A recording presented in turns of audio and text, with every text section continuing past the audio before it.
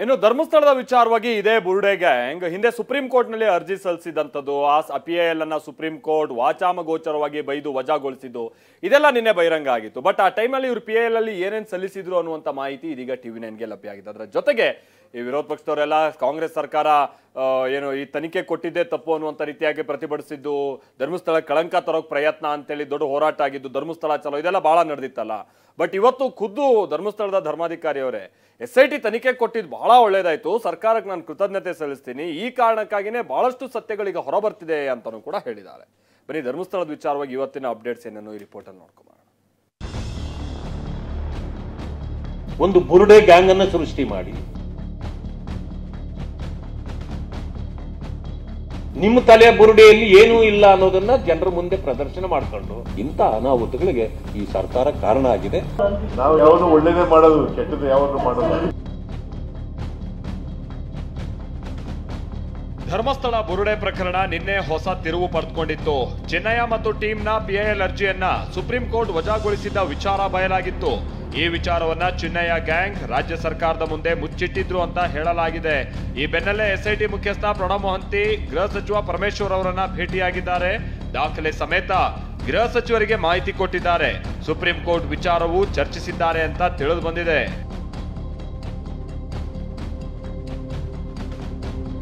ಹಾಗಾದ್ರೆ Chinnaiah and team ಸಲ್ಲಿಸಿದ್ದ ಅರ್ಜಿಯಲ್ಲಿ ಏನಿತ್ತು ಅನ್ನೋದನ್ನ ತೋರಿಸ್ತೀವಿ ನೋಡಿ. ಧರ್ಮಸ್ಥಳದಲ್ಲಿ 1995ರಿಂದ 2014ರವರೆಗೂ ನೂರಾರು ಶವವನ್ನ ಹೂಳಲಾಗಿದೆ. ಇದರಲ್ಲಿ ಲೈಂಗಿಕ ದೌರ್ಜನ್ಯಕ್ಕೊಳಗಾದ ಮಹಿಳೆಯರಿದ್ರು. 2010ರಲ್ಲಿ ಓರ್ವ ಶಾಲಾ ವಿದ್ಯಾರ್ಥಿನಿಯನ್ನ ಹೂಳಲಾಗಿದೆ. ವಿದ್ಯಾರ್ಥಿನಿಗೆ ಲೈಂಗಿಕ ದೌರ್ಜನ್ಯ ಎಸಗಿದ ಗುರುತು ಇತ್ತು. 2012ರಲ್ಲಿ ಮೈಸೂರಿನ ಯುವತಿಯನ್ನ ಹೂಳಲಾಗಿದ್ದು ಈಕೆಯನ್ನ ಆಸಿಡ್ ಇಂದ ಸುಟ್ಟು ಹಾಕಿದ್ದರು ಅನ್ನುವಂತ ಆರೋಪವನ್ನ ಮಾಡಲಾಗಿತ್ತು. ಸುಪ್ರೀಂ ಕೋರ್ಟ್ ಮೇಲ್ವಿಚಾರಣೆಯಲ್ಲಿ CBI, NIA, FSL ಸಹಿತ SIT ರಚನೆ ಮಾಡಬೇಕು ಅಂತ ರಿಟ್ ಅರ್ಜಿಯಲ್ಲಿ ಉಲ್ಲೇಖ ಮಾಡಲಾಗಿತ್ತು.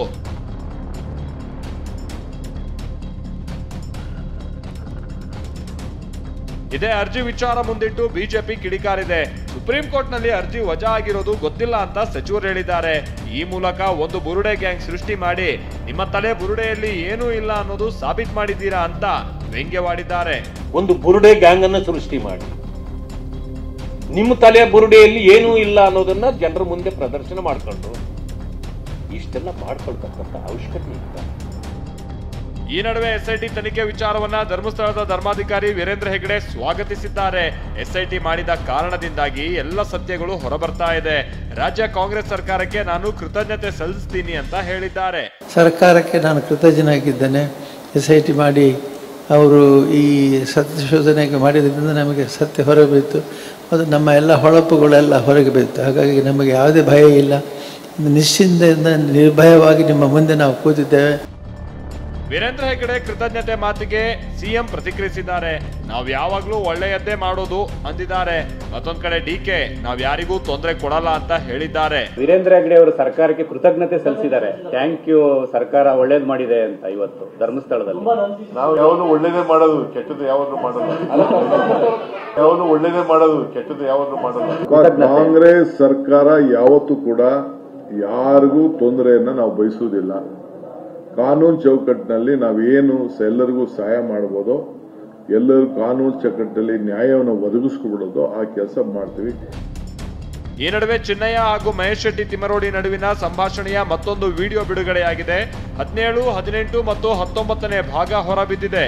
ಇನ್ನು ಮಹೇಶ್ ಶೆಟ್ಟಿ ತಿಮರೋಡಿ ವಿಚಾರಣೆಯಿಂದ ದೂರ ಉಳಿದಿದ್ದಾರೆ. ಎರಡೆರಡು ನೋಟಿಸ್ ಕೊಟ್ಟರು ಬೆಳ್ತಂಗಡಿ ಠಾಣೆಗೆ ಬರದೆ ತಲೆ ಮರೆಸಿಕೊಂಡಿದ್ದಾರೆ. ಬೆಂಗಳೂರಿನಿಂದ ಈರಣ್ಣ, ರಮೇಶ್ ಜೊತೆ ಅಶೋಕ್, TV9 ದಕ್ಷಿಣ ಕನ್ನಡ.